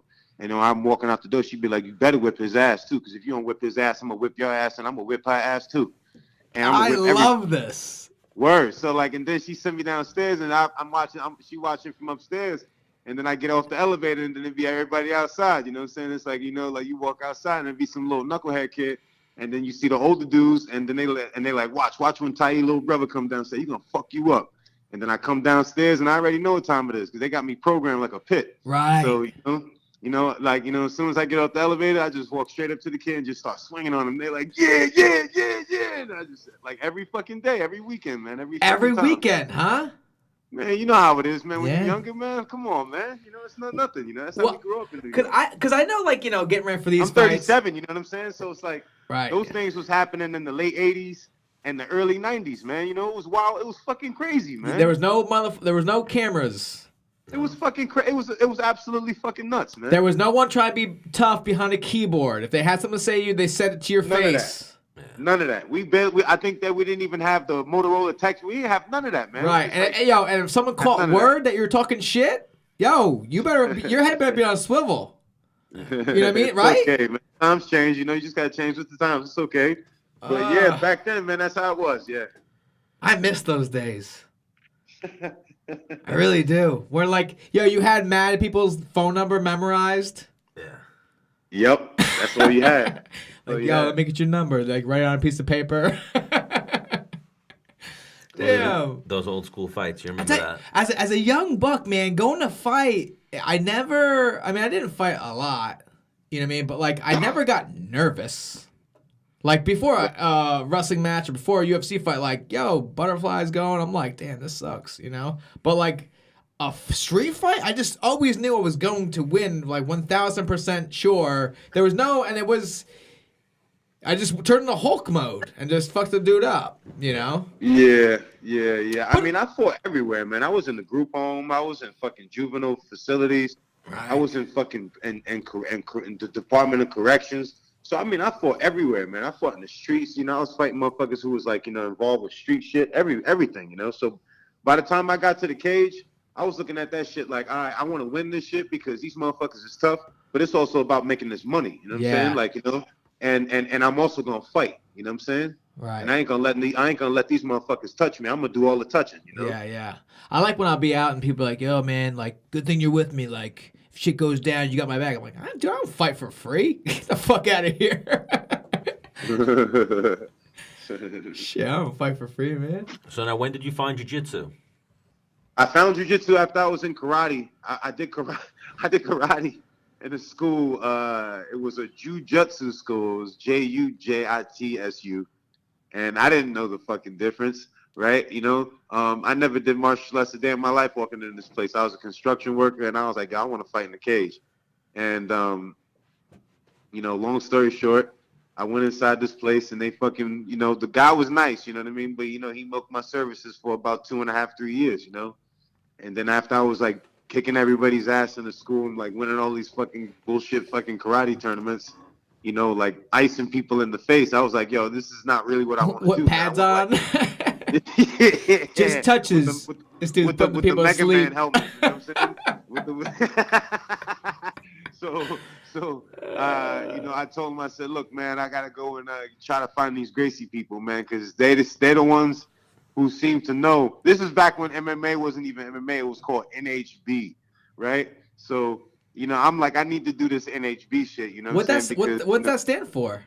No holds barred. Oh, man. that's that was right. Back in the days, man, no holds barred, man. It wasn't even called MMA. Everything was NHB. Right. So, you know what I'm saying? I wanted to do NHB, you know what I'm saying? I was like, well, I want to fucking fight NHB, man. I don't want to be fucking doing this fucking karate shit, man. I need to find these Gracie dudes, and their families do Vale Tudo NHB, So I went to a Gracie school, and then they were like, look, kid, you don't know anything. You gotta you gotta start from the beginning. You're a white And belt. I was like, all right, fuck it. What do I got to do? And I was like, I'll show you. I was like, look, if there's somebody I can compete against that I can like make it to the UFC. So they're looking at me like, this motherfucking kid's crazy. How many fucking stupid little motherfuckers you see coming to the fucking gym talking about they want to get to the UFC, right? Yep. And you like, yeah, all right, motherfucker, your ass is gonna get as far to the UFC as from here to across the street, motherfucker. Just keep giving me your debit card. Right. So, I'm in there, and then I said, okay, when's the tournament? And I did the tournament, and I won. I iced everybody. And then I did another one, and I won again. And then I did another one, I won again. And then I lost a couple of times because I started going up against seasoned guys, right? And then I was like, okay, now I know I got to start working out. So I started lifting weights. Then I started hitting the grappling tournaments mad hard, and I started winning heavy. And then they was like, holy shit, this kid got talent, And then, I outgrew that school. I went through the politics, and then I had to go to Henzo's. I went to Henzo's, and then from there, that's how it happened, man. Henzo's like, okay, motherfucker, you want to fight? Yeah. Because Henzo can man. talk to somebody or see someone move, and he can pick up talent and put Word. Because whenever I went to know, hey, my friend, like you come whenever you want, like you're a good fighter. I sound Russian, right? Yeah. Your Russian's as good as my Australian. Shit, my accent's fucked up. Oh, your Brazilian's as good as my Australian. Yeah, I was coming down to Henzo's for a minute. I'd see David in there, but man, it's like a 4-hour chunk out of my day, So sometimes back in the days, Henzo's used to have more of a heavy MMA presence. Now they more focused on grappling now. You know what I'm saying? Which is where the core focus always was. So it's no love. It's nothing lost there. But like that's what the specialty is there. But back in the days, you used to have a lot more MMA guys coming in. Frankie would come. Yeah, GSP was guys, champion. People would come down there. A lot of guys. Yeah, and fucking, John's crazy, dude. Because like me and Gregor would come down, because it's super crowded. It's very tight in there because we'd be doing the 8 a.m. class, or the 1 p.m. Maybe it's tight. And me and Gregor would be running motherfuckers double leg, fucking like across the room. And John's like, it wasn't like, because Danaher, yeah. Because you know how you go to other like jiu-jitsu schools and they want you to be respectful of the guys next to you and training stuff like that, which. Like we are, but I'm trying to take this motherfucker down. He's really resisting. I gotta run him. I'm not a bitch. And Danaher would see, he'd be like, yes, like good job. Yeah, he loves that, it, dude. He you know what it is, Dennis? He don't like when two idiots is like having a squirrel fight. Right. When he see two high level athletes going at it, he like, nah, motherfucker, y'all motherfuckers gotta finish. Just don't hit me. Yeah. That's John's rules, Right. Make sure that y'all complete this technique and get it all the way done, but just do not fucking hit me with that bullshit. Yo, Danaher, we gotta get him on the show too. He's a dude that you talk to him. Whoa, yeah. He's a damn wizard, but very like cerebral. His mind, like he is like. That thing he said about why he got into leg locks. He was like, why would I ignore, whatever, half of the body? And then he's like, he had a fucked up leg. He was like, I wanted to make people like me. He wanted to fuck up other people's legs too. Yeah. So he got really good at leg locks. He only wears rash guards. Yeah. I've heard Matt Sarah say he wore a rash guard to his wedding. Yeah. I love that. I love it. Maddie's not gonna let that one down. That's an old one. Yeah. And I wonder, was it a tuxedo rash guard or it was just like a Henzo Gracie rash guard, your regular run-of-the-mill rash guard? At least get the tuxedo rash guard. Yeah, for the I wedding, agree. you know? I agree. If he did that, that'd be monumental. Yeah. Like We got to get him on and ask him. Yes, you're right. We'll have to send out that snail mail to him. Get it to him. Get him on the show. But Dave Branch, want to thank you for joining us. We'll let our following know how they can find you. You guys can find me on at David Branch 32 on Instagram and David C Branch MMA on Twitter. Awesome. Dave Branch, thank you again for joining us. Once you book a fight, let's get you back on the show. We'll shoot some more shit. We'll have a little bit more time. We got to you a little late today. The show was running a little bit behind schedule, but we really want to thank you for joining us. And, yeah, thank you. That's all we can say. Menace and the Man, episode 14. You got it, my brother. All right, man. Peace out, bro. All right, Dennis. Take care. Peace. Menace and the Man, episode 14. You want to do a couple fight picks before we get out of here? Yeah. Let's do a couple fight picks, and then we'll We'll talk a little bit of UFC. make like Tom and Cruise. Tom and Cruise? Oh, all right. I see that one. Yeah. I see that one. Ooh, got Joe over there. Why, he didn't get it? He at first he's like, I don't. It took me a second. Yeah. I actually, what do we got here? We got, I guess, yeah, I was listening to someone say that, and they said, yeah, this card seemed like it was pretty, just top-heavy. Good co-main and good main event. And that's what it seems like. That's what you seem like. Is it? Yeah. Good show, though. I feel like today went well. Yeah. Jessica Rose Clark didn't want to get off the phone with us. Mitrione didn't want to get off the phone with us. And then Dave Branch, we had to, we don't want to sit here all night and talk. No, I'm not saying anything to Dave Branch. I'm saying, we're already a little bit over. Yeah. So Well, I mean, it's a good problem to have that they want to talk to us. I think versus it's a like, great problem to have. okay, what's your next question? Like, all right, we done? How much longer with this interview? Yeah, we have a good flow. I'm going to get up on the UFC website because I don't know why that wasn't showing me all the fights. So, yeah, we got early prelims. Do we got any names on there? Lando Venata. So we'll just pick Lando Venata on the undercard. Yep. That'll be the fight to watch. He's gonna win. Marcos Mariano. And see, yeah, Austin Arnett, our past guest. Maybe when Austin gets the win Ooh. over Shane Young, we'll get Austin back on the show. Let's go, Austin. Didn't you try to fight this guy? No, I never. I mean, in my head, if I fought, He's moving down to bantamweight now. Oh, really? Yeah. My bitches. Yeah. How do you pronounce his name? Who? Ishira. Teruto Ishihara.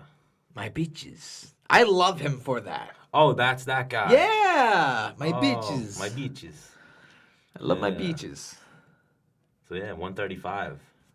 Nice, good for him, man. Hope he does well. Jimmy Crute fighting Sam Alvey. I can never not root for Sam Alvey. I know. Love that guy. Love Sam Alvey. Especially who we have. Oh, Ashley Yoder, the thing she said with the tan. That he went and got tan and like put the thing on his back so that way he was like sunburned, but he had white skin. Yeah, we gotta get him on the show. Yeah. Ooh, looks like we got a smoke show fight there. Nadia Kassim versus Montana De La Rosa. Is that who What's Her Face was talking about earlier? No. Who? No. This is she was on the Ultimate Strawweight? Fighter. Flyweight. I believe Montana De La Rosa and her husband were the first male and husband and wife combo to fight in the UFC. No. Oh, husband and wife. Okay. Yeah. So I was gonna say Brian Caraway and Misha Misha. Tate, but they never got married. Yeah. I almost feel Bad for him? Yeah. Me too. he's my buddy. We'll get him on the show. We'll see. If he wants to get into it. Yeah. Yeah, that's a tough one. I've seen that happen to friends. Because I've hung out with them two together, and then I remember seeing him in Vegas and be like, yo, dude, what's up, man? How's Misha? And he got all sad. He's like, Yeah. we broke up. I was like, oh, Girls flip like Fuck. mobsters for the federal government. sorry. So Ronnie Yaya versus Ricky Simon. I got Ronnie Yaya. I feel like I don't really know Ricky Simon. I feel like But I think he's LFA champion, Ricky Simon. Yeah, he's a badass now that I'm remembering him. He's been in some exciting fights. Yeah, but I'm just going. I mean, the money's he's probably the favorite. No, You're going with the jiu-jitsu? I'll go I Ricky just Simon. feel like he's a veteran. So was Ronnie Yaya, though. Ronnie Yaya. No, that's what I'm talking about. Yaya. Oh, yeah. He's a veteran, dude. I think Ricky Simon's been there longer. You just haven't caught on to him yet. In the UFC? Yeah, he's been there for a minute, I think. No. Yeah. I feel like Yaya has 14 fights in the UFC. He probably does. He does have a lot. He has even This guy's record's only 14. he has a lot of WEC fights. Yeah. What do you got for Adesanya versus Anderson Silva? For Anderson Silva's legacy, it'd be cool if he'd win, you know? But I just can't see it. Huge favorite. Yeah. I Ooh, just that's like the one. Like, I mean, 40. What is he? 41-year-old Anderson. Do you want to put money on 41-year-old Anderson? Can he turn back the clock? I think he has a puncher's chance and or a kick, lucky kick. But I think he's going to be way too quick. but Israel, or how do you say it? Israel keeps Adesanya. he keeps such like good distance and his depth. You know what I mean? Like Yeah, he's too quick. He's too rangy. yeah, Who really hit him so far? I think maybe a couple punches. yeah. have He landed. like elbows people when they can't punch him. I'm like, what?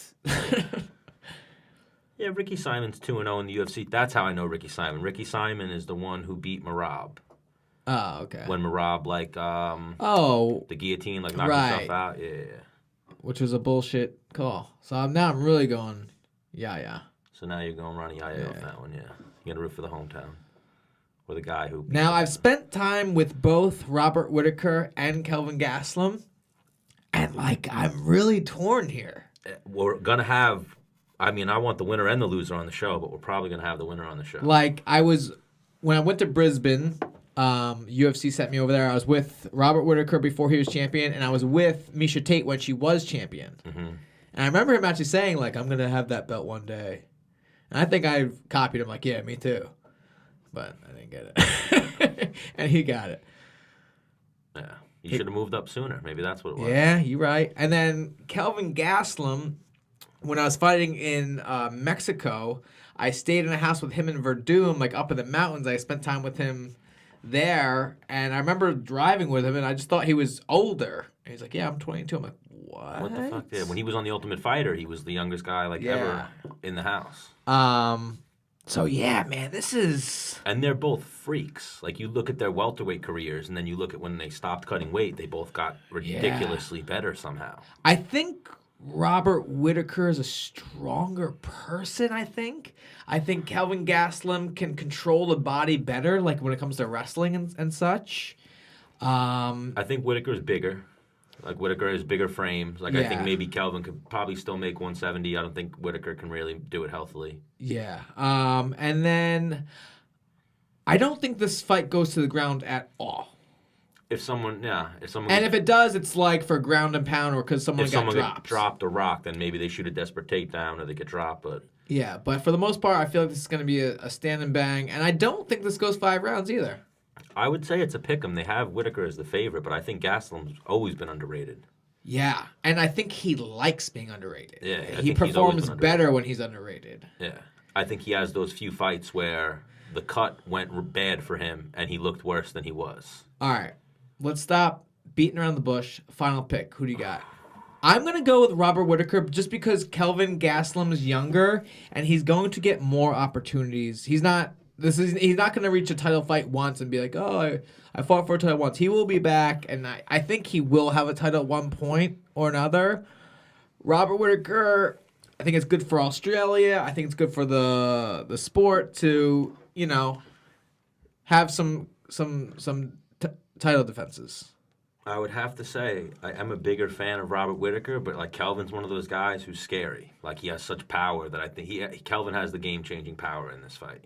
Like, I think he just needs to land one. Where Whitaker, anyone could land one, but Robert Whitaker's knockouts are a little more dynamic than Kelvin's. No, Kelvin's are all with his fists, where Robert has a few head kicks. Yes. Right. Well, that's what I'm saying. I think Kelvin could land one shot and end this fight. Where I don't know. It's a very tough fight to pick. I'm a fan of both. I'll go with Kelvin. All right, I'm gonna go with Whitaker. We both have Israel. Yeah. What do you got, Joe? Gastelum. It doesn't matter who you got. Ooh. No, I'm just kidding. Seriously. Gastelum. Okay. All right. Yeah, I think Gastelum. I think there'll come a point in that fight. I see it as when they get inside, and Gastelum will start letting those little hooks fly, and he might catch Whitaker with something. Yeah. It's tough. Now, also, Whitaker lives there. Gastelum had to do the time flop, Yeah. so that's not in his favor. A lot of things aren't in his favor, I think, for the fight. Like Whitaker's bigger, Whitaker's a champion, Whitaker's won, a few fights in a row. Right. So with being a champion, usually if it goes to decision, you stay the champion. So Yeah. you have to really take the title from a champion. So which makes it even harder for the challenger. It's gonna be a fun fight to watch, though, for sure. Oh yeah, Menace and the Man. Oh, go ahead, Joe. I think the atmosphere in Australia this weekend is going to be off the charts. Oh yeah, Oh, yeah. people just Off the charts. fucking chugging beer out of Well, shoes. Whitaker's a rock star. Well, Yeah. I heard the show sold out in minutes, and it was faster than the last UFC that broke the Rolling Stones record. So I think this crowd is going to be popping. Whitaker's huge in Australia, and even like that's like that other fight is coming up with Darren Till and Jorge Masvidal, and now you look at that fight, huge names to the MMA hardcores, but like as far as mainstream, it's not that big. But they booked the fight in London or whatever it is, sold out, or like they sold out most of the tickets, and the only thing they have left are like platinum packages or something. But like it's just Damn. yeah, the sport's growing. They have a few guys overseas that are superstars. Looking good. I want to try to get Connor. I mean, of course, we want to get Connor on, but I want to get Cowboy on because I think they're going to make that fight. Yeah. Dana White was saying. I agree. Dana White said they might do Cowboy versus Connor, so I agree with be that one. ridiculous. Because I think for Connor, that's a fight that he thinks he can win. Mm-hmm. Whereas I think him fighting Khabib again, he's like, that sucked. Nobody wants to fight Khabib. Yeah. Ali Quinta might be the only crazy guy that wants to fight Khabib. Yeah. And could maybe do something, so I agree. we got to get him back on the show as well. Yeah, I'm going to have a sixer for him. So, Menace and the Man, episode 14. Well, see you later.